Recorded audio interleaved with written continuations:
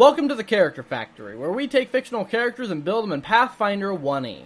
Jevil, the former royal jester and a madman dedicated to playing games. Probably also the first person who introduced you to the game over screen when you played Deltarune, with a slew of projectiles and the hard-hitting Devil's Knife. But can he do anything in Pathfinder? Well, let's find out.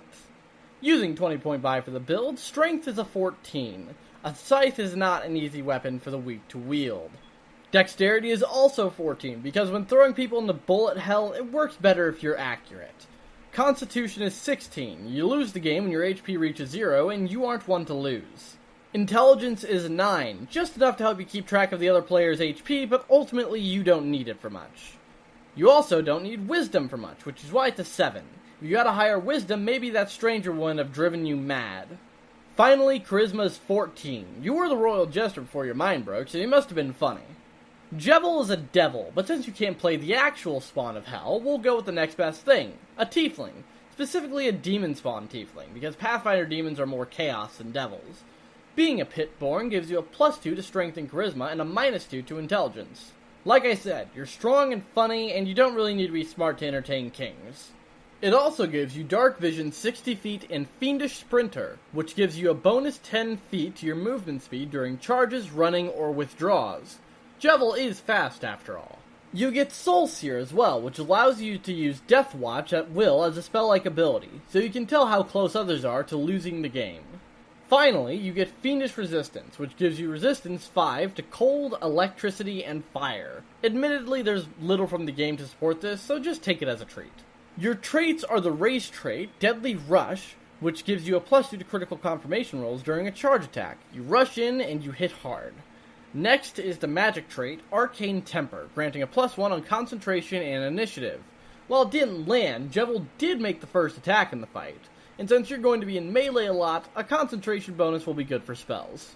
Jevil has a number of skills, like acrobatics, since you're a jumpy bastard and can use it to avoid attacks of opportunity. Fly, as Jevil spends most of the fight hovering in the air. Knowledge Nobility, because you were the jester of the Card Kings. That's a quick route to learning information on nobles. Perform Dance, again because you were a jester, and part of the job is dancing and hopping about. And finally, Sleight of Hand, for card tricks to amuse the kings. Our first level is Blood Rager, a sorcerer barbarian hybrid class, with the cross-blooded archetype for 2 bloodlines. Cross-blooded gives you some versatility, allowing you to pick between both bloodlines for powers, feats, and spells, at the cost of a -2 to will saves and losing the morale bonus to will saves you'd normally get from Blood Rage. But we'll get to that soon. It's in character, though. Since your mind did break, it leaves you susceptible to further cracks. Your bloodlines are aberrant and arcane, making you both strange and unnatural, and highly magically charged. Our first bloodline power is Staggering Strike from the aberrant bloodline. If you confirm a critical hit while blood raging, your victim must make a fortitude save or be staggered for a round, with the DC being 10 plus half your blood rager level, plus your constitution modifier. Land this on the healer and the whole party will be in trouble. Next up is the Blood Rage I've been talking about. You can enter a Blood Rage as a free action for a number of rounds per day equal to 4 plus your constitution modifier, and you get 2 more rounds each level. A Blood Rager gives you +4 morale bonus to strength and constitution at the cost of -2 AC. You can end the Blood Rage as a free action, but doing so causes you to be fatigued for double the rounds you are raging. You can play for a long while, but it's only a matter of time before you get tired up. You also get Fast Movement, which gives you a +10 to your land speed, so long as you aren't wearing heavy armor or carrying a heavy load. Jevil does neither, as he wears nothing but a jester's outfit and only carries the Devil's Knife. Finally, this level you get a feat, Raging Vitality. This increases the Blood Rager morale bonus to Constitution to +6, and you no longer drop your rage when you go unconscious, which is very good for avoiding sudden barbarian death syndrome. Second level cross-blooded ragers get Uncanny Dodge, which stops you from being flat-footed even if the attacker is invisible. This is less of an intentional dodge on your part and more of just being a hard target to hit since you never stop bouncing around. At third level, you get Blood Sanctuary, giving you a +2 on saving throws against spells you or allies cast. Big, crazy attacks are a part of the fun of the game, and this will make them less dangerous for you. You also get a feat this level, which will be Power Attack, granting a scaling penalty on attack rolls in exchange for a scaling bonus to damage rolls. Spinning around will land you an attack eventually, debuff or not, so make sure it's a devastating hit. 4th level Crossblood Ragers have a lot of goodies, like your next Bloodline power, Arcane Blood Rage, from the Arcane Bloodline. When you enter a Blood Rage, you can choose to take the benefits of Blur, Protection from Arrows, Resist Energy, or Spider Climb, and whichever you choose lasts for the duration of your Blood Rage rather than its normal duration. My personal choice is Blur, since again, you move around so quickly you're hard to pin down. Next is Blood Casting, which allows you to cast any Blood Rager spells you know normally while Blood Raging, breaking the normal rage rules of not being able to concentrate on spells while Blood Raging. And unlike other half-casters like Paladin and Ranger, you get your full level as your caster level. But what kind of spells can you cast? Well, you get the 1st level spell Mirror Strike. On the turn after you cast the spell, you can hit 2 opponents at once, provided you can reach them. And you get a +2 to attack rolls if you're being flanked. You make an attack roll for both enemies, and if you land both attacks, you deal half damage, or full damage if you only hit 1. If you get a critical threat, you make 1 confirmation roll against both targets. If it doesn't confirm both, it deals normal damage, but if it does confirm against both, you crit both targets. You can make multiple Devil's Knives, and it only makes sense you can get multiple hits a little early. The other spell we get at this level is Snowball, which is a ranged touch attack for 1d6 cold damage per cast level for a max of 5d6. Nothing special, but it's your first projectile, and you'll get a lot of projectiles. We also get a bonus feat this level, Eschew Materials, which lets you cast any spell with a material component less than 1 gold piece in value without that component. Not super useful, but it'll do. Finally, this level you get an ability score improvement, which will make Charisma, so we can start to boost your concentration. Entering 5th level, you get Improved Uncanny Dodge, which means you can no longer be flanked. This stops sneak attackers from sneak attacking you, unless they're 4 levels higher than you, but even for bosses that won't be too common. Your next 1st level spell is Coin Shot, which lets you touch up to 3 coins and turn them all into 20-foot range projectiles at the cost of destroying the coin. But you're 5th level. Unless the GM is keeping you poor, you've got the coins to spare. Each coin deals bludgeoning and piercing damage like a bullet, and each does something a little different. Copper deals 1d4 damage, silver deals 1d6 damage and bypasses silver DR, gold deals 1d8 damage and is masterwork, and platinum deals 1d10 damage, is masterwork, and counts as adamantine for bypassing hardness and DR. Finally, each coin deals an additional 1 damage for 2 caster levels. An all-around solid spell for when you need a range attack, and fits perfectly into the curtain fire we're building for you. You get a feat this level as well, which will be Point Blank Shot. This gives you a +1 on range attack and damage rolls against anything within 30 feet. This also applies to spells, so long as they have a range attack roll and aren't DC based, and I made sure as many of your spells as I could are attack rolls instead of DC. For 6th level, you get a Bloodline feat. As a cross-blooded rager, you pull the 2 feat lists from your bloodlines together and pick from there. Our first bloodline feat will be Improved Initiative, giving you a +4 on initiative checks. What a better way to start the game than by taking the first turn. Our next spell is Unerring Weapon, which gives you a +2 on critical confirmation rolls that increase by +1 every 4 levels, by steering your weapon closer to vital areas on the target. What a better way to win the game than by making sure you get those timely hits, especially on Ralsei. At 7th level, you get your first Bloodline spell. You don't pull the 2 lists together like you do with feats. You instead pick from one Bloodline or the other each time you get one, and you can pick from the earlier spells as you choose. The Bloodline spell of choice this level will be Magic Missile from the Arcane Bloodline. At this level, it gives you 4 Force Missiles that never miss unless the target has the shield spell, and deals 1d4 +1 damage each. You also get 1 more missile for a total of 5 at 9th level. Each missile can attack a different enemy, or you can pile them all up on one creature. These can be diamonds, clubs, spades, hearts, whatever. You can do anything after all. Next up is Damage Reduction, which is currently DR1-. Just like the monster ability of the same name, you take 1 less damage from all weapons and natural weapons. You are the tankiest enemy in your chapter and have the same defense as the king. This goes to further prove that. At this level, you also get 2nd level spells, like Mirror Image, which gives you 1d4 +1 per 3 caster levels of illusory duplicates that take up your space and mimic your actions precisely. Whenever an attack would land on you, the attacker has to roll to actually hit you, and if it's not you, then one of the duplicates are destroyed. A duplicate also gets destroyed if attack misses by 5 or less. This is exactly what we see Jevil doing in the game, and it fits perfectly here. Our next spell is Scorching Ray. This is a ranged touch attack that deals 46 fire damage. You get an extra ray every 4 levels past 3rd, for a cap of 3 at 11th level. And you can choose multiple targets, provided they're all within 30 feet of each other. Kinda like Magic Missile, but more damage and you actually have to aim. Still a good spell, so flavor them as card suits and go crazy. Finally, this level, you get a feat. Cleave lets you make a single attack against a target, and if it hits, you can then attack another adjacent target with your full attack bonus, at the cost of a -2 to AC until your next turn. Jevil hits the whole party a lot, and this will further that goal. 8th level Blood Ragers get their next Bloodline power, Greater Arcane Blood Rage from the Arcane Bloodline. Now you can choose another buff spell, either Displacement or Haste. This is in addition to Arcane Blood Rage, so you can stack 2 buffs whenever you enter a Blood Range. My personal choices being Blur and Haste, both for the flavor of how they work together, and because a free extra attack, an AC buff, and concealment are all incredibly good, and being fast is just in character.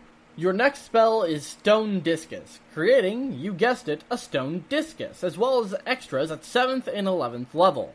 When you cast a spell, you decide if the edges are sharp or blunt, which will make them deal 4d6 slashing or bludgeoning damage respectively. Like Scorching Ray, you can target the same creature multiple times or multiple creatures within 30 feet of each other with a range attack roll. At 5th level, the discs count as Magic and Silver, at 10th they count as Cold Iron, and at 15th they count as Adamantine. These are for when you're fighting something with fire resistance and Scorching Ray just won't do.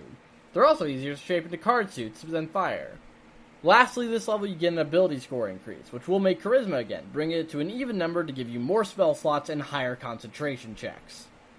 9th level Cross-Blooded Ragers get their next Bloodline feat, and will take Combat Reflexes. This gives you an additional number of attacks of opportunity per round equal to your Dexterity modifier, and you can make attacks of opportunity while flat-footed. You're fast after all, and you don't let anyone get away unscathed. You get 2 more spells this level, starting with the 1st level spell Jump, which gives you a plus 30 on acrobatics checks to high jump or long jump.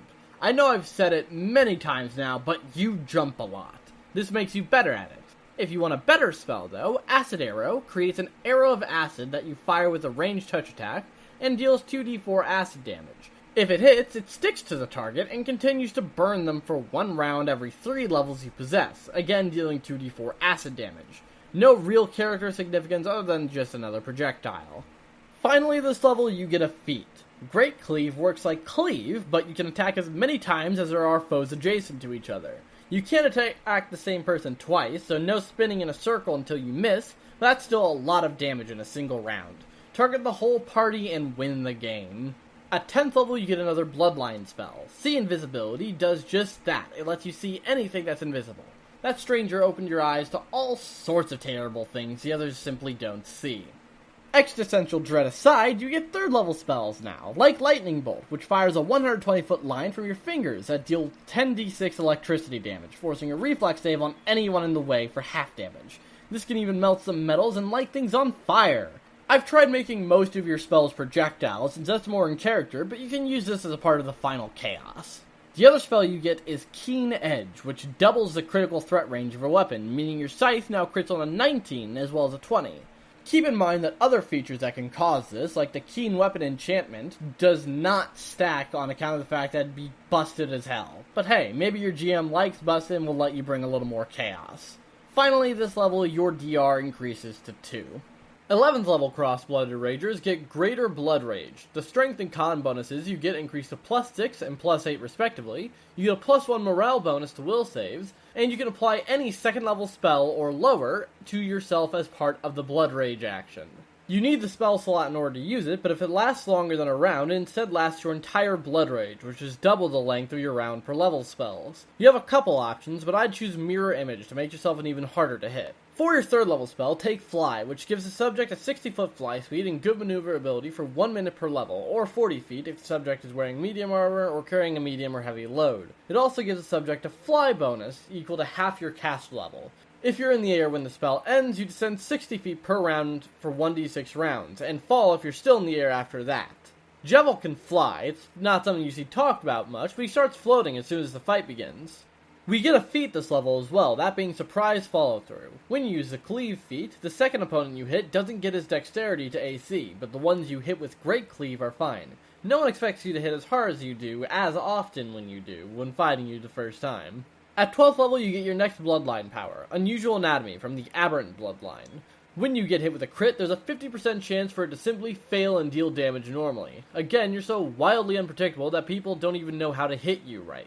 You also get another bloodline feat, which will make Quick Draw, which allows you to draw your weapon as a free action. It's not much, but it's more in character than the other options. You actually get a handful of spells this level, starting with the first level spell Shield, which gives you a +4 shield bonus to AC and blocks magic missiles. A good spell and would have been nice to have sooner, but I wanted the other ones more.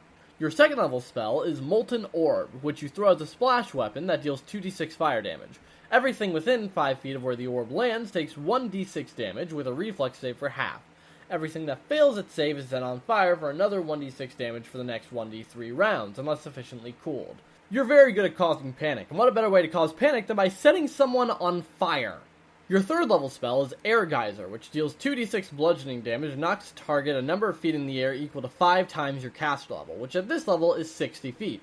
And if they hit something like a ceiling, they take damage as if they fell. And then they do fall, and take fall damage again. It's very funny, unless they make the reflex save for half damage and avoid being moved. This is much more like your final chaos. Finally, this level you get an ability score increase, which we'll put to Dexterity. 13th level Crossblood Ragers see their DR increase to 3, right before getting their next Bloodline spell, Displacement, from the Aberrant bloodline.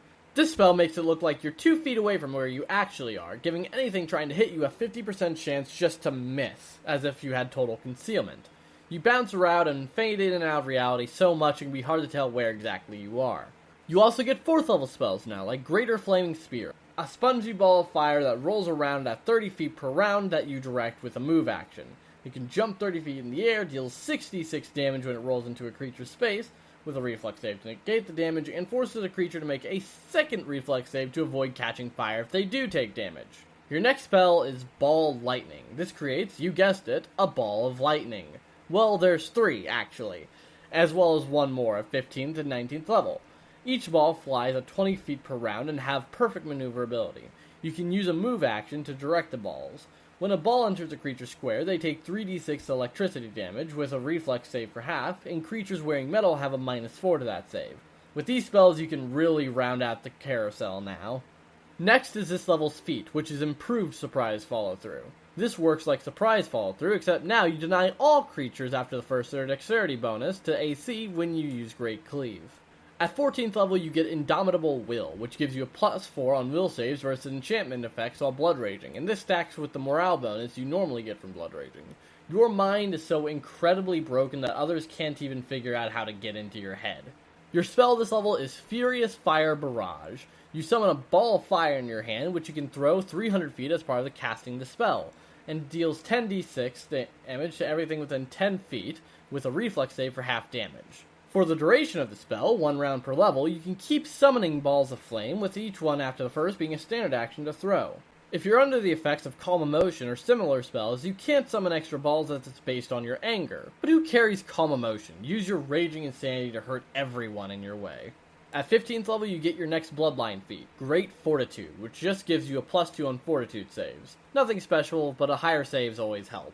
You get another 3 spells this level, starting with the second level spell, Flaming Sphere. This works like its big brother, Greater Flaming Sphere, except it doesn't ignite people and only deals 3d6 damage. This is a backup for when you're out of 4th level spell slots. Next is a 3rd level spell, Locate Weakness. When you score a critical hit while the spell is active, you roll twice for the damage and take the higher result, to really hurt the people you're playing with. Finally, Flash Forward. This lets you make a charge action as a part of casting the spell, and once the spell resolves, you can teleport back to your starting position as a free action. You can use this to either get another charge on your next turn, or force your opponent to come towards you so they can't get a full round attack on you. Our feat this level is Arcane Strike, which gives your weapon an untyped +1 to damage at 1st, 5th, 10th, and 20th level as a swift action, currently +4. It's not a lot of damage, but more damage is good damage. We get our next Bloodline power at 16th level, True Arcane Blood Rage, from the Arcane Bloodline. This lets you choose the benefits of Beast Shape 4, Form of the Dragon 1, or Transformation when you enter your Blood Rage, in addition to the other Arcane Blood Rage spells and your Greater Blood Rage spell. That is 4 buffs at once as a free action. The Arcane Bloodline might be a little tiny bit busted. Your DR also goes up to 4, and after that you get a Bloodline spell, Dimension Door from the Arcane Bloodline. This lets you teleport yourself and one medium or smaller creature for 3 caster levels anywhere within long range, that being 400 plus 40 feet per caster level. Trying to teleport to where a person already is deals 1d6 damage to you and the person, and you're shunted to a random area within 100 feet. If there's no free space within 100 feet, everyone teleporting takes 2d6 damage and are shunted to the next closest spot within 1,000 feet. If there's still no free space, everyone takes 46 damage and the spell fails. Finally, this level, you get your next ability score increase. Again, put it to Dexterity to increase your ranged attacks and AC. At 17th level, you get Tireless Blood Rage, which stops you from becoming fatigued at the end of your Blood Rage. Next up, you get a feat, Blooded Arcane Strike. This gives all the benefits of Arcane Strike while you Blood Rage, instead of need a swift action every round. Focus on having so much fun. At 18th level, you get your final Bloodline feat, Disruptive. Whenever you're threatening a caster and can take an attack of opportunity, that caster's DC to cast defensively increases by 4. Jevil always seems to target Ralsei specifically when you need him to heal. It is very frustrating. You also get your final spells this level. Burst of Speed is a 3rd level spell that you cast as a swift action. It gives you a 20-foot bonus to your speed until the end of your turn, or 10 feet if you're wearing medium or heavy armor. Your movement doesn't provoke attacks of opportunity, and you can move through the spaces of creatures larger than you. One final way to speed around and make yourself infuriatingly difficult to hit. Dimension Blade is a 4th level spell and another swift action cast that makes your weapon 2D, a flat image with only just enough width to wield. When you attack, you ignore all armor that doesn't come from force effects, such as mage armor and shield. When the Devil's Knife spins, it looks rather flat to me, and that definitely isn't just because it's made in a pixel style. Your DR increases one final time at 19th level to a total of 5. DR 5 isn't much, but ignoring 5 damage from every physical attack thrown at you will save you 20 HP every time you get full round attacked. In a long fight, that will add up. And to make it add up even further, we'll make our last feat Toughness, which gives you an additional 19 HP this level, and one more next level. Not the best capstone feat, but I think it's in character. Your final Bloodline power at level 20 is Aberrant Form from the Aberrant Bloodline. You become completely immune to critical hits and sneak attacks, your DR increases to 6 total, and you gain 60 feet of blind sight. All of these are always active, even when not blood raging. You knew who was on the other side of the door, and even when they had the key without them saying anything. If anyone has blind sight, it'd be you. Next is Mighty Blood Rage. Your Blood Rage bonuses to Strength and Constitution increase to 8 and 10 respectively, and your Will Save bonus increases to +2. Finally, the spell you apply to yourself at the start of your rage can be of any level, not just second and lower. The very last thing in the build is an ability score increase, which we'll put to Dexterity. An odd number is useless, but I think Jevil would be happy with the frustration caused by it. And that's the build, but what can Jevil do, and is it anything? Well, first you have incredibly high HP, which is only aided by DR, and your HP total only skyrockets further when you Blood Rage. And speaking of Blood Rage, Arcane Blood Rage is crazy, giving you 3 powerful buff spells at once and 1 more from Greater Blood Rage, just in case the others weren't enough for you. Finally, between Arcane Blood Rage spells and your usual spell slots, you're incredibly difficult to hit, inflicting several missed chances on the enemy, all of which only draw your high HP pool. Of course, it's not all perfect, and many of these benefits have an incredibly slow build-up, not getting Mirror Image or Blood Rage haste until 7th and 8th levels. Your concentration is also very low, as your charisma is passing at best. This also means you'll struggle with some spells if you can't cast them before entering melee range. Finally, your will saves are really bad. Like you have a total of 4 when you're not Blood Raging. You're likely to fail a lot of mind-boggling stuff. But hey, that's in character. Your mind's shattered and you're still the best at playing games before they locked you away in your lonely freedom. But in this game, you're not going to be locked away at all, so drop everyone's HP to 0 and have everyone find freedom. Let me know what you think of the build down below, and maybe like and subscribe if you enjoyed the video and want to see more. Or don't. I have no authority over you.